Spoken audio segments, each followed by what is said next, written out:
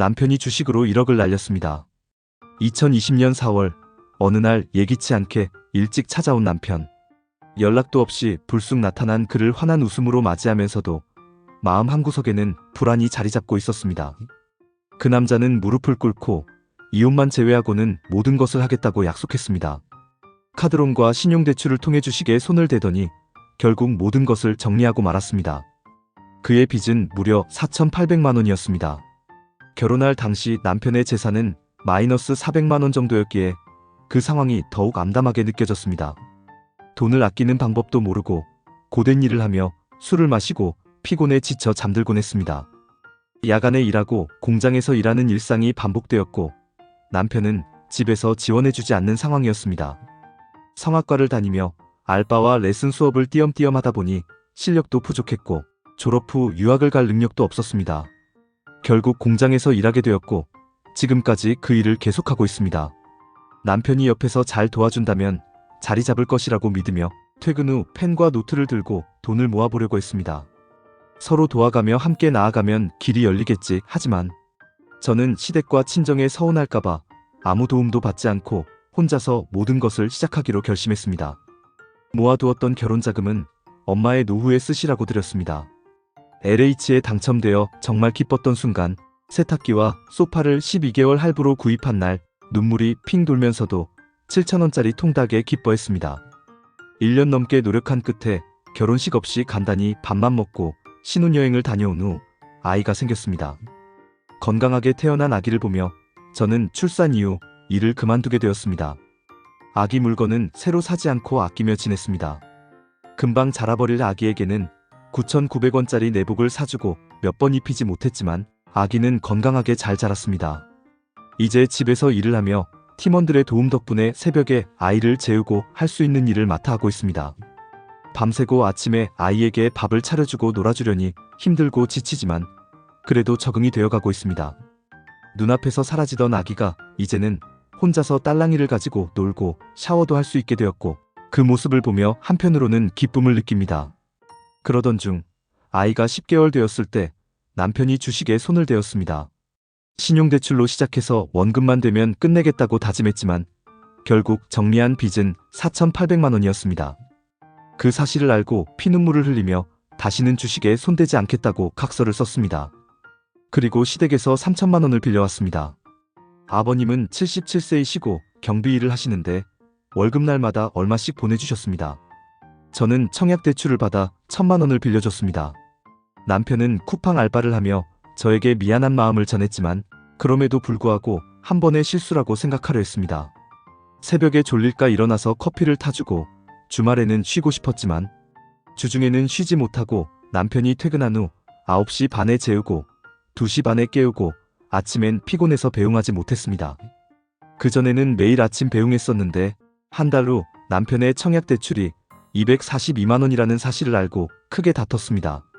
제가 만났던 남편이 주식을 시작한 것이 2020년이 아니라 2019년 제가 애를 낳고 조리원에 들어가던 날 카드론으로 시작했다는 사실을 알게 되면서 두 번째 배신감을 느꼈습니다.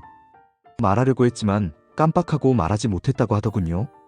다신 안 하겠다고 했던 남편이 2021년 1월 신용카드 발급 문자를 들키면서 저는 그가 실천한 빚이 총 1억이 넘는다는 사실을 알게 되었습니다. 아기가 이제 겨우 20개월인데 엄마와 항상 함께 하다 보니 아기 입에서 엄마라는 말보다 아빠라는 말을 더 빨리 듣게 되었습니다.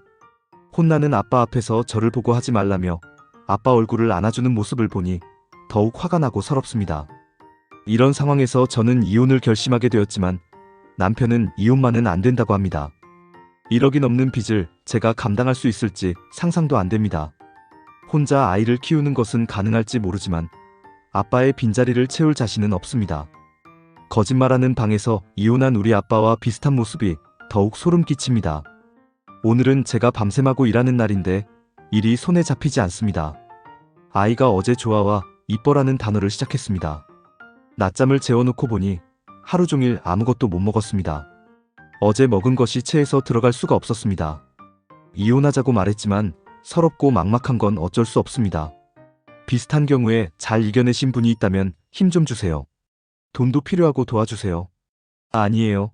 그냥 자꾸 눈물이 나서 그런데 저와 같은 상황에서 힘내신 분이 계시다면 힘이라도 얻고 싶습니다. 저는 정말 잘 안 울어요. 행복하면 그만이고 돈 욕심도 없는 사람입니다. 그런데 오늘 하루가 너무 길고 지칩니다. 조언을 구합니다. 그렇게 적어놓고 보니 마음은 이렇습니다. 조언은 무슨, 욕해주셔도 좋고 그냥 뭐라도요? 신라젠으로 2억 날렸습니다. 저는 이제 40대 초반에 접어든 평범한 소시민입니다.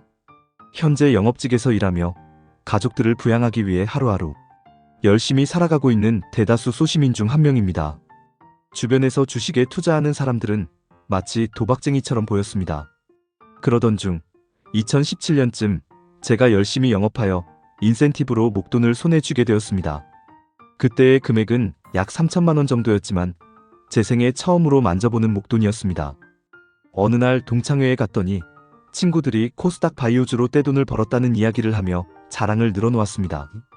그날 저는 그 대화의 화제에서 완전히 소외되어 자존심이 상했습니다. 그 이후로 경제면에 대한 관심이 생겼고 친구들 사이에서 무식하다는 소리를 듣고 싶지 않았습니다. 그렇게 2달 동안 경제면을 보며 어려운 경제 용어도 조금씩 알게 되었습니다. 주식시장을 살펴보니 그 당시 신라젠이라는 주식이 매일 상한가를 치고 있었습니다. 다른 바이오주들도 장이 열리면 기본적으로 빨간불이 들어왔습니다. 친구들은 매일 주식 이야기를 하며 몇백만 원을 벌었다고 하니 저도 룸살롱에 가보며 이건 도박이 아니라 전문적인 일이면서 돈도 되는 일이라는 것을 알게 되었습니다. 그래서 저는 가지고 있던 전 재산을 가지고 주식을 시작하게 되었습니다. 첫날 신라젠이라는 당시 가장 핫한 코스닥 종목을 샀더니 이틀 후 10% 수익이 나고 다음 날은 상한가를 기록했습니다. 그렇게 한 달간 수익을 내고 나니 과거에 제가 얼마나 멍청했는지 후회하게 되었습니다. 그 후 일을 그만두고 주식 트레이딩에 몰입했습니다. 전업투자라는 이름을 달고 말이죠. 물론 그 당시에는 차트도 모르고 캔들도 모르고 지지선과 저항선 같은 말도 제대로 이해하지 못하는 초보 트레이더였습니다. 하지만 그때는 그런 것들을 알 필요가 없다고 생각했습니다. 돈만 잘 벌면 된다고 믿었습니다. 주식을 시작한 지 6개월 만에 초기 시드인 1억 원이 3억 원 가까이 되어 거의 3배가 되었습니다. 장 초반에 거래가 몰리고 급등하는 종목을 따라가며 제 마음도 빨갛게 달아올랐습니다. 미친 듯이 추격 매수를 했고 나처럼 마음이 뜨거운 다른 투자자들이 먼저 물어갈까 두려워 몰빵으로 응수를 했습니다. 분산 투자니 손절매니 하는 말들은 안전빵 포커를 치는 사람들만 하는 말이라고 생각했습니다. 고수라면 뻥카도 잘 치고 한 방에 끝장내는 것이 진정한 포커판의 고수라고 믿었죠. 지금 생각해보면 당시 수익이 잘 나다 보니 전업 투자자가 대단한 직업이라는 착각을 했던 것 같습니다. 사실 저는 그저 백수일 뿐이었죠. 하지만 2018년 말부터 코스닥 바이오주들이 하나둘 폭락하기 시작했습니다. 통장을 바라보며 저는 서서히 미쳐갔습니다. 본전을 하려면 분할 매수는 안 되고 한 놈 잡아서 몰빵해야 한다고 생각했습니다.